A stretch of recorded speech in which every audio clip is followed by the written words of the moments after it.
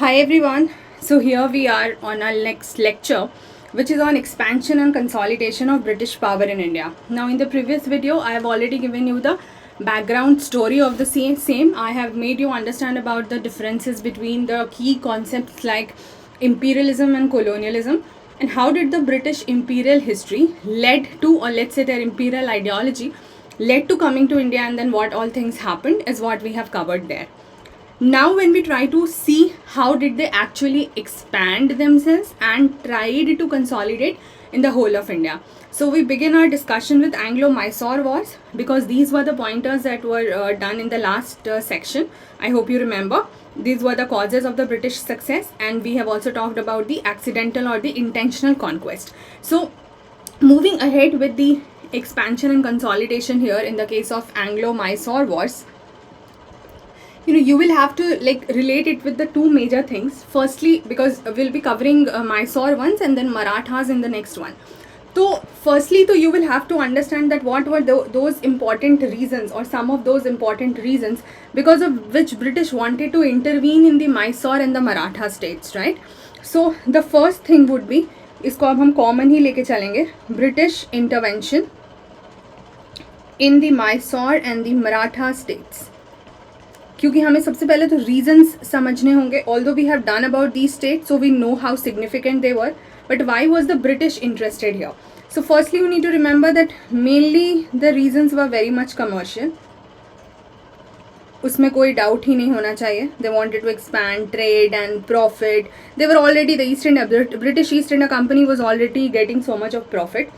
उसके अलावा क्या हुआ, in Mysore you will come across the names of two people, Hyder Ali and Tipu Sultan mostly, and then I'll also take you to the story. So that is why I have just dedicated one lecture entirely for Mysore, that I'll be giving you the whole story to cover it, and you will not forget it properly.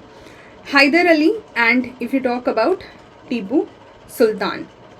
So Hyder and Tipu's control over the rich trade इनके reason में, जो आपका Malabar coast का reason है, वहाँ पे इनका ज़्यादा कंट्रोल होता था on the trade, and of course the British was not liking it.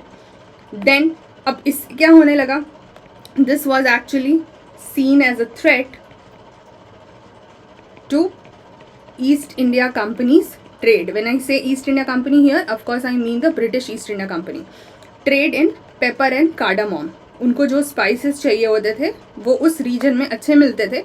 But because of the control of these people, Hyder Ali and Tipu Sultan, on those particular regions, what was happening, that the English East India Company was not liking it, and of course it was being seen as a threat. Then Mysore was also seen as a threat to English control over the Madras region, क्योंकि उनको दिख रहा था कि अगर Madras reason पे control करना है तो Mysore can be a problem, because location बहुत पास में है. आपको मैंने पिछले क्लासेस में मैप्स दिखाया है, and after some time when I will start discussing in detail about Mysore, I will be giving you a map as well again. Then Mysore का हमें पता है फ्रेंच अलायंस बहुत ज़्यादा था, they were taking help from France, this we have done. So again it was a threat to English dominance. I hope you are understanding that these are not, segregated things in times. Otherwise, you will feel that France को तो हमने Carnatic Wars में already देख लिया कि eliminate हो गए. Of course, that happened, but that happened over a period of time. Now, when we are doing Mysore, we will have some earlier examples also. Like time frame में आपको हमेशा ध्यान रखना होगा. These all are overlapping incidents going on, topics going on. Now, ये तो हो गया Mysore को लेके. What about the Marathas? Marathas के केस में भी the issue was that they were threat to the English trade from the Bombay region. Now see, some important provinces were there, Bombay हो गया, Madras हो गया, Bengal हो गया. Bengal में तो they had now already have their control because of Battle of Plassey and then Buxar and getting the Diwani rights. Problem was now Madras and Bombay, because these were the major reasons. तो अगर हम India का map भी ऐसे देखेंगे तो यहाँ अगर हम पूरा, because Bengal was like Bengal, Bihar, Odisha, like huge region. Then Bombay also, it's not that present day Mumbai is only there, but Gujarat का रीजन हो गया, आसपास का और रीजन हो गया. तो it was a huge region. ठीक है, इधर वेस्टर्न में और फिर इधर Madras and the nearby regions. So they could have like controlled over major part of the country if they would have got these powers eliminated. Then जो भी इनके आर्म्स एंड अम्यूनिशंस थे in both the states, arms ammunitions, धीरे धीरे ये उन पे work कर रहे थे टू गेट बेटर क्वालिटी. ठीक है, इनके जो भी सोल्जर्स थे, इन्फेंट्री, गन्स वगैरह लाना, वो सब बेटर इनके हो रहे थे in both the states. They were developing both the states, मतलब Maratha and Mysore. So of course this was a threat to the company. Also what was happening, because the British East India Company was very much interested in expanding, expansionist policy which they were using. So of course they were interested to capture more and more power possible. Now these are some of the reasons. Now going ahead with what about the Mysore. Let's now see Mysore in detail. Only then we will go to the details of the Anglo-Mysore War. Firstly, so we will have to understand about the background story. And once you finish the lecture, please do read the same section from your book also. Whatever history book you are following, it will have a section on Anglo-Mysore Wars. उसको ज़रूर पढ़ लीजिएगा. चलिए start करते हैं माइसोर से. सो सबसे पहले अंडरस्टैंडिंग अबाउट क्या स्ट्रक्चर वहाँ चल रहा होता था. सो इफ़ यू रिमेंबर कि Mysore region was earlier that Vijayanagar empire, right. So there was this battle. मैं आपको पूरी बैकग्राउंड ही दूंगी स्टोरी फॉर्मेट में. Battle of Talikota. When you will do in medieval history your Vijayanagar empire, then you will study about it. Now this battle gave a deadly blow to Vijayanagar empire. अब उसके बाद क्या होने लगा, because empire बड़ा सा जो था वो धीरे धीरे ख़त्म होने लगा. That resulted in the emergence of small kingdoms, right. छोटे छोटे किंगडम्स इमर्ज होने लगे. उसमें एक मेजर एग्जाम्पल आप देखोगे तो 1612 में here was this Hindu kingdom under Wodeyars. ये आपको इसलिए याद रखना है, वोडेयार डायनेस्टी या Mysore dynasty, you will hear the term. And prelims में now they are asking such questions from the internal areas also. Now it's not that only freedom struggle is asked or only revolt is asked. No, important details about these smaller things are also asked. So please focus on that. तो यहाँ पर क्या होने लगा, Hindu kingdom under the वोडियास, ये dynasty का नाम है, दैट इमर्ज्ड. कहाँ पर, जो माइसोर रीजन है वहाँ पर दिस इमर्ज्ड. और यहाँ पर जो एक मेजर राजा की अगर हम बात करेंगे, क्योंकि इसी के आगे की कहानी जो है वो होगी, his name was Chikka Krishna Raja Wodeyar two, who ruled from 1734 to 1766. Of course you don't have to remember this year for him, but just know roughly so that timeline आपको help करेगी. अब क्या होने लगा, second half of the 18th century में यहाँ तो क्या होने लगा कि माइसोर स्टेट में there was emergence of this Wodeyar dynasty after the kind of disintegration of the Vijayanagar empire. But in the second half of 18th century another thing happened. Mysore में क्या होने लगा, important leaders emerged like Hyder Ali and Tipu Sultan. Tipu Sultan was Hyder Ali's son. कैसे ये emerge हुए अभी हम देखेंगे. I'll tell you about that slight story. Of course we'll not go into the detail because these are not that prominent things. अब क्या है, ये होने लगा, एक ये राजा और ये इधर होने लगे, ये दोनों लीडर्स इमर्ज हुए. कैसे हुए, one after the other, will just go to that. अब इससे the British started to have a threat. So reasons for threat to English हमने ऑलरेडी डिस्कस कर लिया है अभी in the previous slide. Has been discussed earlier, we have just seen it, right, you have seen it here. So ये तो चला कि एक धीरे धीरे जो ईस्ट इंडिया कंपनी को माइसोर की तरफ से रेजिस्टेंस मिलने लगा, as in they were not ready to accept what they were telling. तो बीच में क्या हुआ, there was rise of this important leader there, Hyder Ali. कैसे हुआ, और वोडियार डायनेस्टी से हैदर अली कैसे निकल के आए वो अब समझते हैं. अब क्या होने लगा, there were two brothers ministers if you say so. So in early 18th century this raja that we did, this Chikka Krishna Raja Wodeyar too.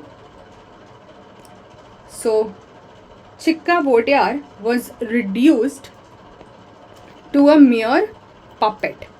कठपुतली की तरह उससे काम कराते थे by two brothers.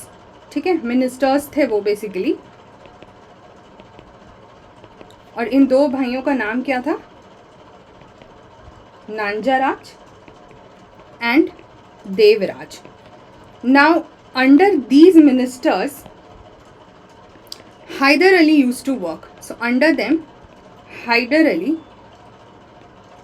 worked as a horseman. ठीक है, in the Mysore army.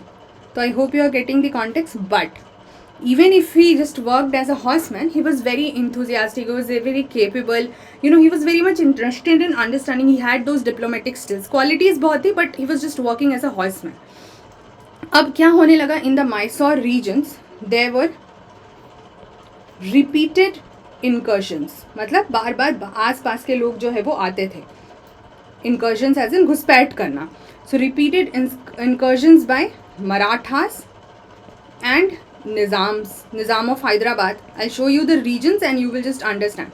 Troops, ठीक है, कहाँ होते थे? Into the Mysore territories. अब ये यहाँ पर प्रॉब्लम हो रही थी, ये बार बार आते थे. सो फाइनेंशियल डिमांड्स बहुत ज़्यादा होने लगे Mysore के, to get rid of this situation. Because of what was happening, Mysore started to become financially and politically weak. Okay. Ab this Hyder Ali, this person here who was just working as a horseman, was actually a man of very high degree of military power. Military power capabilities उनमें बहुत ज़्यादा थी. Anyways, he was a part of the army. Plus diplomatic skill बहुत ज़्यादा था, enthusiasm बहुत ज़्यादा था, wanted to work. तो what he did, he tried to remove these people, आप कहो temporary, and अपने capabilities से became the de facto ruler of Mysore. कुछ वक्त के लिए डायनेस्टी चल रही थी, वो अपनी जगह थी, लेकिन यहाँ पे इसने अपने आप को अपने कैपेबिलिटीज से राजा बना लिया. अब राजा बना लिया तो he was of course going to take certain steps to get rid of these problems. So what Hyder, of course English was also emerging as a problem externally, but अभी हम धीरे धीरे internally समझने की कोशिश करेंगे. So what Hyder Ali did was took France help. अब आपके सदर्न साइड में क्या था? फ्रांस का ज़्यादा डोमिनेंस था. These things we have done earlier also. Took France help to set up an arms factory. He understood that it is very important to have our good arms and arms control also. So in the Tamil Nadu region he started to set up that. Also introduced the Western methods of army training so that the soldiers are very much capable of dealing with any situation. Then also used diplomatic skills, in which he was really good, used diplomatic skills for all his opponents. जो भी मराठास के side से या निज़ाम के side से इनको problem आ रहे थे, अपने opponents के लिए he used all of these, and he was successful also. He was successful in capturing some regions. So with the help of these things, he tried to capture and he somehow was successful also. लेकिन इधर क्या होने लगा?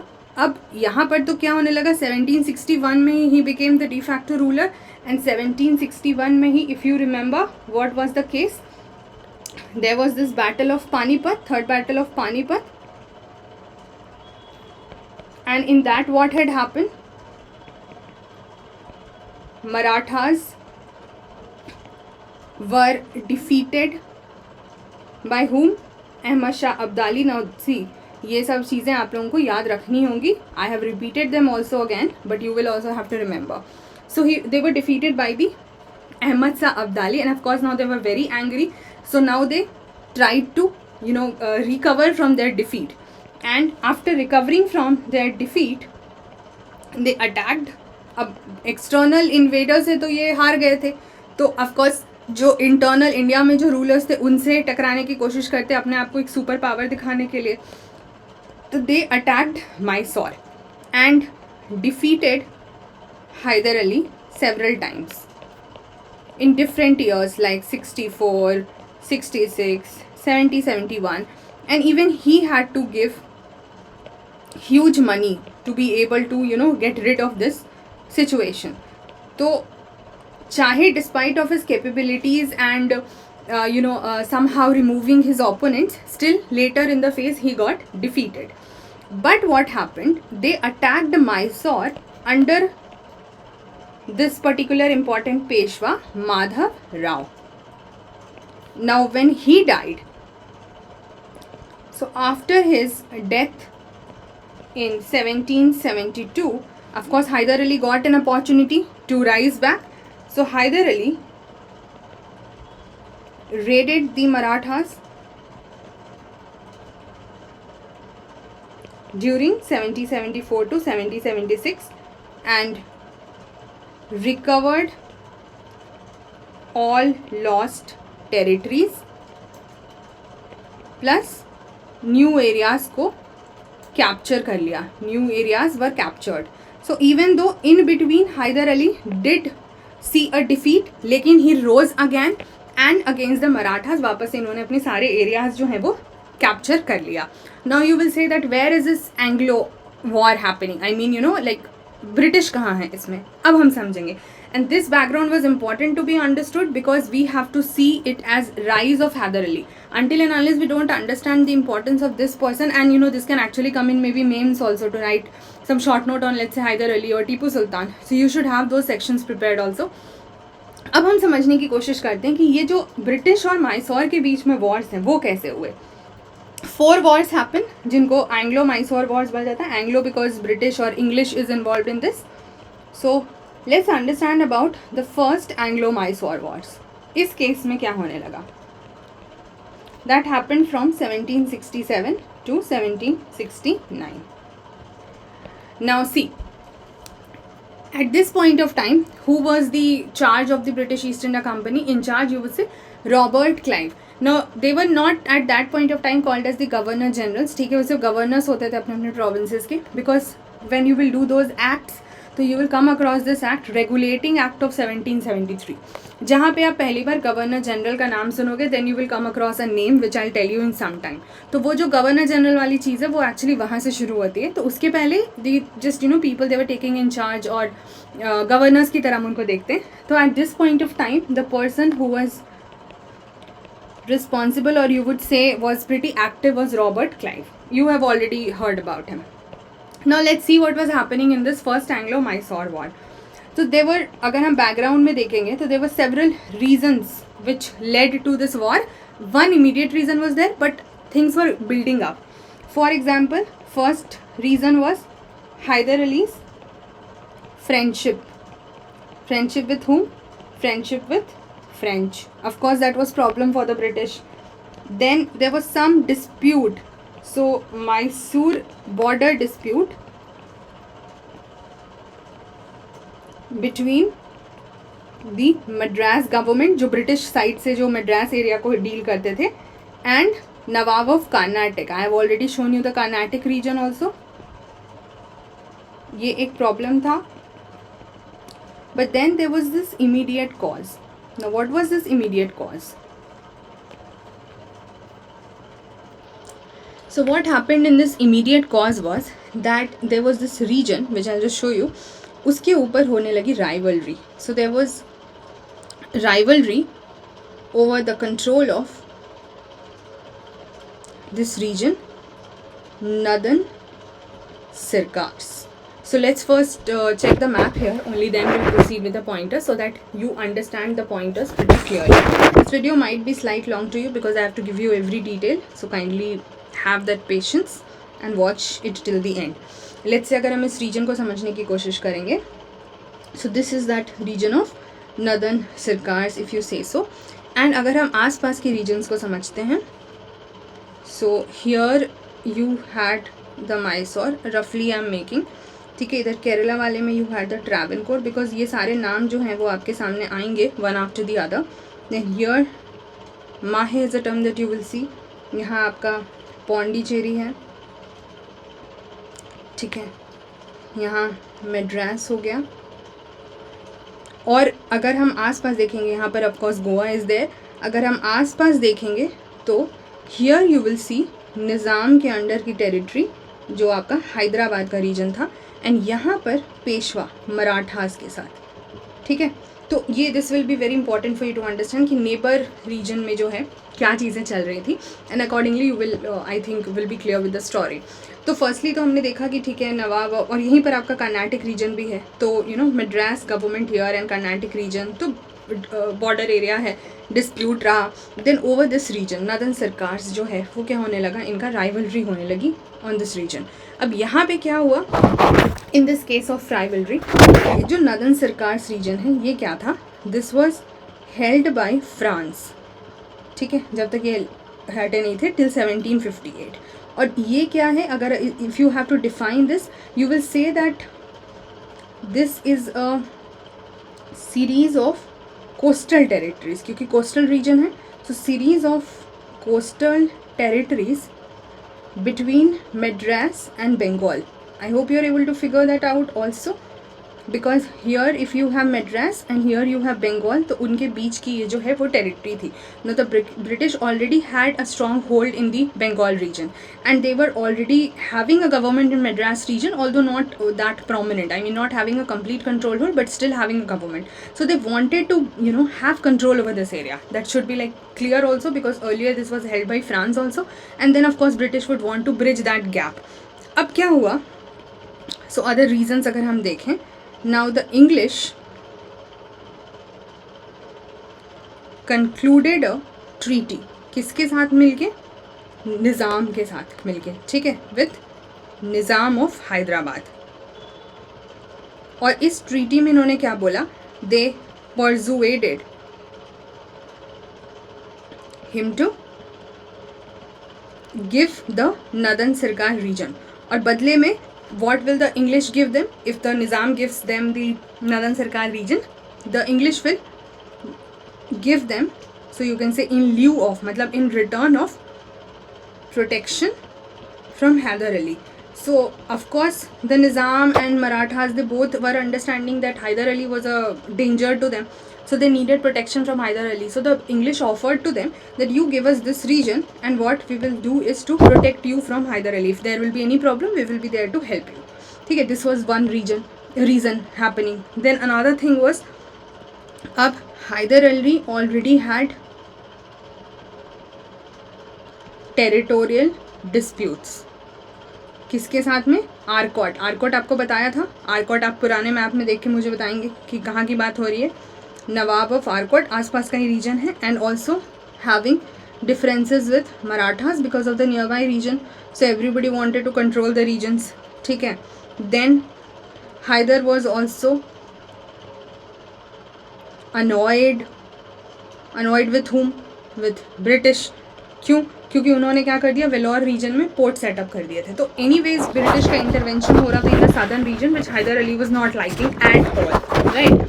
तो अब क्या होने लगा, यहाँ पे होने लगे कुछ अलायंसेस में चेंजेस, जैसे कि अब different powers which were having problem with Hyder Ali, Nizam of Hyderabad, Marathas and English, सबके अपने अपने रीज़न थे to control over the Hyder Ali's region and Madras region basically. और ये लोग चाह रहे थे कि हम एक अलायंस जो है वो टुगेदर बना लें. तो they made an alliance together, जिसको आप ट्राइपर्टाइट ट्रीटी भी बोल सकते हो, because 3 powers were there together.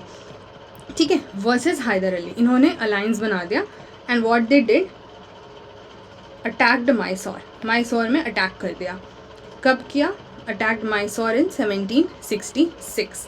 लेकिन because he was having that diplomatic skill and persuasion, what he did, he joined hands with Nizam and Marathas. इन्होंने उनको परसुएड कर लिया एंड जॉइंड हैंड्स. और उल्टा क्या कर दिया, अब Hyder Ali plus Nizam plus Maratha, they launched attack against English. Hyder Ali persuaded them that you be with me to launch an attack against the English. और ये लोग मान भी गए, ठीक है, because he had great persuasive skills. तो अब यहाँ पे क्या होने लगा, यहाँ पर जब इन्होंने against East India company attack कर दिया तो of course there will be a treaty. ठीक है, क्लियर कट यहाँ पर कोई वॉर नहीं हुआ directly. So treaty of Madras sign हुआ. Treaty of Madras was sign in 1769, जहाँ पे इन्होंने क्या बोला, that we will help each other. तो काइंड ऑफ यहाँ पर म्यूचुअल हेल्प की बात की गई in case of attack by third party. ठीक है, although Hyder Ali was kind of having an edge over English here because he could persuade these two other powers to be with him in the first war, in the first Anglo-Mysore war. ठीक है, सो इसी को basically हम war की तरह समझते हैं और इसीलिए फिर क्या हुआ, ट्रीटी साइन हुई. तो overall result was nothing, it was just कि म्यूचुअल हेल्प की बात की गई. अब फिर बात होती है कि जब इतना सब कुछ सॉर्ट हो गया था तो what was the need for having the second Mysore war, but there was a need because things were not properly sorted out. So let's see what happened in the case of second Anglo-Mysore war. The time frame 82-84. अब यहाँ पे क्या होने लगा, यहाँ पे इसके background में देखेंगे. So there was breach of treaty of Madras. ठीक है, ये जो ट्रीटी यहाँ पर साइन हुई थी, they should have followed it, but here what happened, इस ब्रीच में क्या हुआ, द मराठास, अभी हमने देखा ना कि दे अटैक्ड, यहाँ पे हमने देखा था that the Marathas had attacked Mysore at several point of time. See the alliances will keep on changing in history. You don't have to feel कि एक बार ये लोग साथ हो गए तो जिंदगी भर साथ रहेंगे. No, they kept on changing. तो they had already attacked Hyder Ali in 1771 and as per the treaty the British should have come to help. ठीक है, but British did not come to help. तो यहाँ पर क्या हो गया, treaty की ब्रीच हो गई. उसके बाद फ्रांस जो है अब वो हेल्पफुल था, किस सेंस में, in meeting armies requirement of Hyder Ali. British was of course not that helpful. France से आर्मी की चीज़ों को मैनेज करना उनके लिए ज़्यादा आसान हो रहा था. Then in the world also there was something happening which is American war of independence. Of course you will study about it in world history, but अभी के लिए अमेरिकन वॉर ऑफ इंडिपेंडेंस. अब ये जब वहाँ पर हो रहा था तो वहाँ पे फ्रांस और ब्रिटेन जो है वो ऑपोजिट कैंप्स में थे, मतलब ऑपोजिट ग्रुपिंग में थे. तो ऑफकोर्स उसका impact would also have come here in the case of India. और अगर हम इमीडिएट कॉन्टेक्स्ट देखेंगे, सो व्हाट हैपेंड, इंग्लिश कैप्चर्ड माहे. ठीक है, अब माहे कहाँ है, अभी आपको मैप में दिखाया, दिस रीजन. नो, ये दिस माहे was actually a French settlement on this particular Malabar coast, but it was of course under the Hyder Ali's jurisdiction and now the English captured it. So of course there is going to be war. ठीक है, they were not going to be easily accepting it. अब now in this course of war, what happened? English knew that Marathas और निज़ाम इसके side वापस से जा सकते हैं, प्रॉब्लम हो सकती है. तो English under this person sir Eyre Coote, आपने इनका नाम पहले सुना है in the previous lecture, detached both Maratha and Nizam from Hyder Ali's side, और डिटैच कर लिए. तो ये हार गया. देयर वाज दिस पोर्टोनोवो जगह जहाँ पर वो हार गया. पोर्टोनोवो में डिफीट हुई हैदर अली की 1781 में. अब within this time only what happened कि फ्रांस की जो हेल्प थी वो इंडिया कहाँ पहुंची. France was very like close to India और Hyder Ali if you say सो. तो जब तक ये लोग इंडिया पहुँचे हेल्प करने के लिए, ये कब पहुँचे, 1782 में पहुँचे. अब Hyder Ali had a chance of winning over. एक तो छोटे से जगह ये पोर्टोनोवो में तो हार गया, but later because France help had now reached India, Hyder Ali was having that possibility to win over. But what happened in the later part, like December of 1782, Hyder Ali died of cancer. तो वो चीज़ हो नहीं पाई. अब in the midst of second Anglo Mysore war only he died. तो यहाँ से क्या होने लगा, the other person who would take over, so his son Tipu Sultan. Of course, he was watching his father doing all of that, and he understood about how brave he was and how diplomatically skilled he was. So he also knew certain tactics, but now he carried on the war for 1 year. As such, nothing substantial happened. There was just inconclusiveness being happening.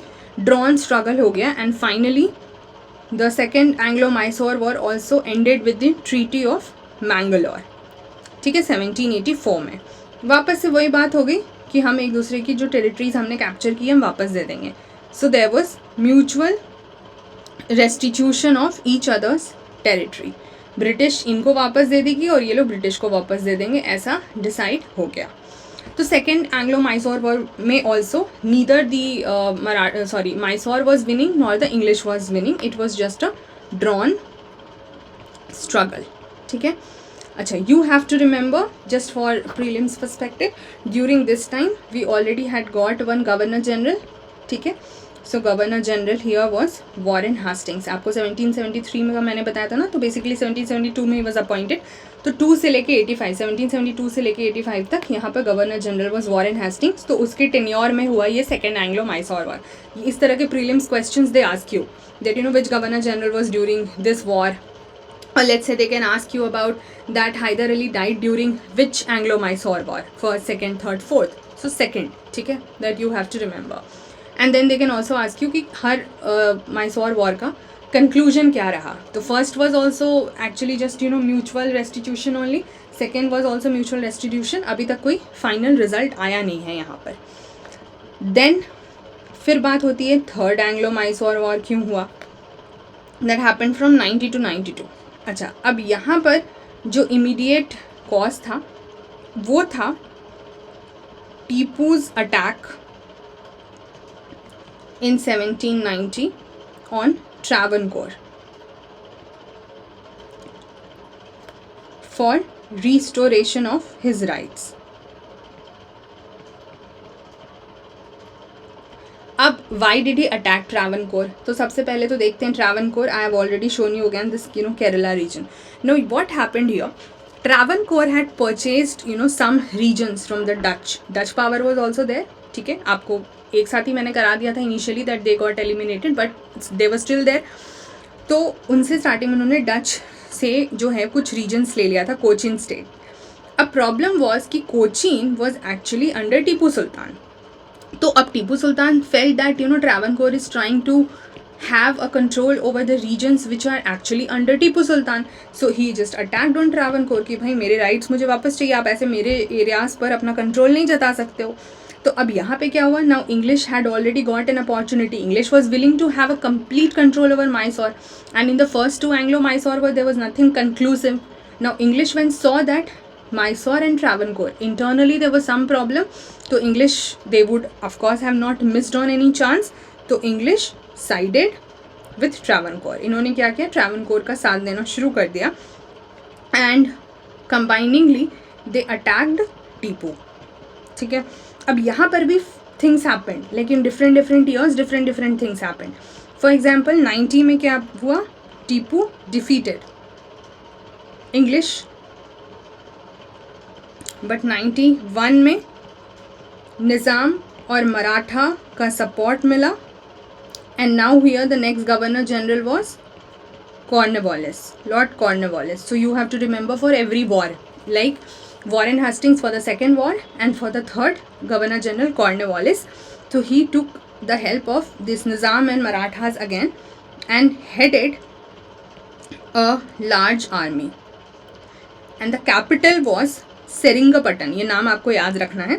So they approached together to this region और the capital जो था जिसका नाम हुआ सेरिंगपटम. कहीं कहीं पर सेरिंगपट्टनम भी बोलते हैं, that is one and all, that is okay.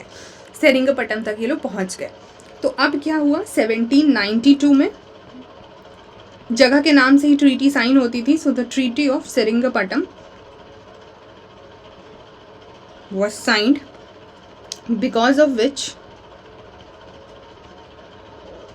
Tipu had to surrender half of his territory to East India Company and of course the allies. ठीक है. उसके अलावा Tipu also had to pay the war indemnity, मतलब जो भी खर्च हुए war में वो उनको देना पड़ता. and the expense was too huge so he couldn't pay it at once, so installments में देना था, जिसके वजह से इनके 2 सन्स को क्या रख लिया गया, केप्ट एज प्रिजनर्स. कॉर्नवालिस ने बंदी बना के रख दिया कि जब तक हमें पूरा पैसा वापस नहीं करोगे हम इनको बंदी बना के रखेंगे ताकि इंस्टॉलमेंट में धीरे धीरे जो है वो पे कर. तो थर्ड वॉर में ये हुआ, treaty of Seringapatam was sign and of course Tipu lost and English was kind of winning. लेकिन अभी भी because Tipu was still there, तो there was not a complete chance of having a complete control over Mysore, but we could see that English का improvement जो है वो हो रहा था. अब after governor general Cornwallis what happened, there were this person. So after Cornwallis, sir John Shore became the governor general but adopted the policy of non-intervention. ठीक है, अब तक क्या हो रहा था, the earlier governor generals they were pretty much interested in intervening in the Madras region and having a control, but here this particular governor general adopted the policy of non-intervention towards Mysore, and he is also known as father of policy of non-intervention. So this you can remember as a prelims point कि हम intervene नहीं करेंगे. ठीक है, हमें इस मामले में नहीं पढ़ना है. तो फिर ठीक है, इतने इस पीरियड में कुछ भी नहीं हुआ, इसलिए थोड़ी शांति रही. And then the last war happened, fourth Anglo Mysore war. एक ही साल में स्टार्ट भी हुआ और ख़त्म भी हो गया. दैट वाज 1799, जहाँ से ब्रिटिश की सुप्रीमेसी हो गई. अब यहाँ पे क्या हुआ, नो बिटवीन दीज ईयर्स 1792 से 1799 के बीच में couple of things were happening, that is pretty obvious. So what happened 1792 से 99 के बीच में, ठीक है, both English and British they try to recoup their losses, कि जो भी अपना नुकसान हुआ है उसको भरपाई करने की पूरी कोशिश करेंगे. एंड अपना इन्होंने पूरी कोशिश की कि इस बीच में थोड़ा बेटर पोजीशन पे पहुंचेंगे. देन 1796 में क्या हुआ, रूलर ऑफ वोडियार डायनेस्टी, वो डायनेस्टी आपको याद है, वो तो चली रही थी. Haider Ali had just become a de facto ruler and Tipu Sultan just carried on for the war, but actually में तो डायनेस्टी चली रही थी. अब इसका जो राजा था that died. ठीक है, अब इसके डेथ के बाद of course he had sons also, but Tipu did not let any other person from this dynasty to become the sultan, and Tipu himself declared as the sultan. उसके बाद 1797 में, now otherwise also English was struggling for survival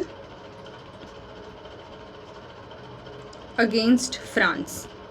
ठीक है, all over the world what was happening. अब उधर भी साथ में एक चीज़ चल रही है. If you would have done your French revolution, then उसके बाद आपने नेपोलियन बोनापार्ट के बारे में पढ़ा होगा, तो टाइम वही है. तो अब what was happening there, Napoleon Bonaparte was actually you would say conquering different regions and then now moving towards India. तो उधर ऑल ओवर द वर्ल्ड में English was facing problems because of France. अब क्या हुआ, 1798 में the new person who came here was Lord Wellesley. Now he was a true imperialist, just wanted to conquer. So he succeeded as the new governor general, succeeded John Shore. ठीक है, so of course he would pretty much want कि टीपू सुल्तान को control करो. So he tried submissing Tipu via subsidiary alliance. Now what is this? We will have a section on different governor generals, तो उसमें मैं आपको explain करूँगी what were the features of the subsidiary alliance system. For the time being just you understand कि they were making these different regions sign this alliance ताकि उनको अपने control में ले लें. For the time being just remember this.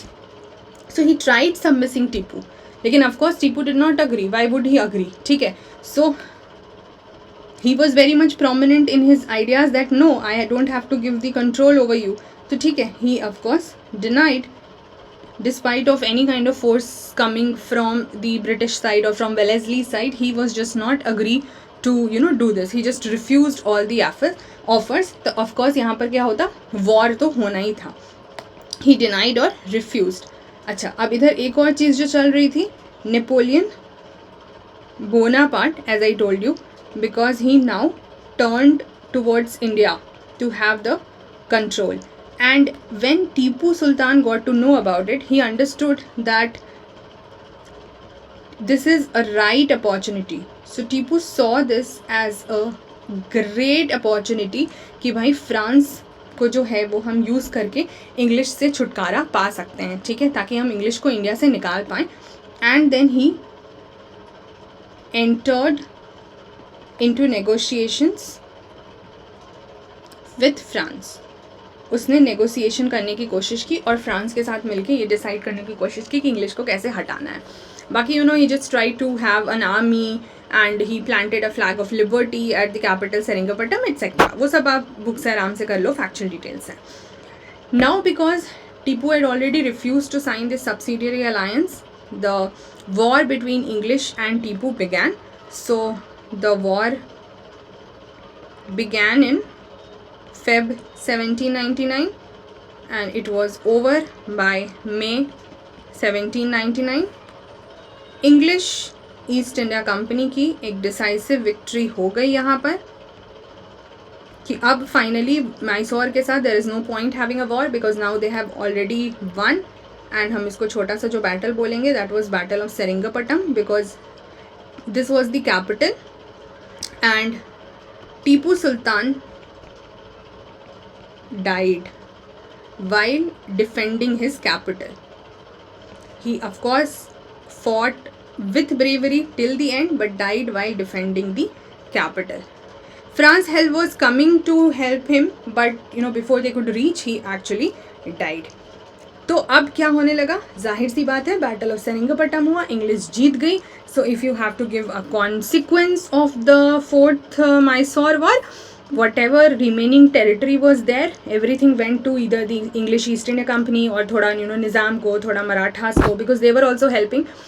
और as a consequence you would say अगर हम subsidiary alliance की बात करें तो subsidiary alliance was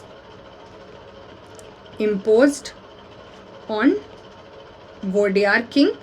ठीक है, डायनेस्टी तो एग्जिस्ट कर ही रही थी. एंड मैसूर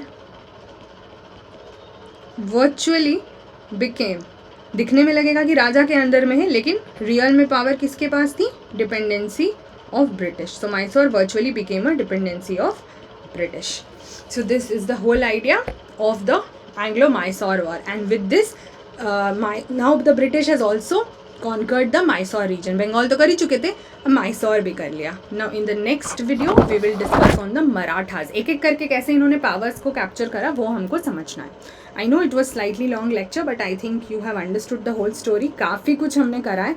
ठीक है, just go through all of these in detail. मैंने आपको सारी वो स्टोरीज जो है वो अच्छे से समझा दी है. And you are supposed to read in the book also. तभी आपको स्टोरी जो है वो ज़्यादा क्लियर होगी. So see you guys in the next video. Thank you so much till then. Bye bye. Take care.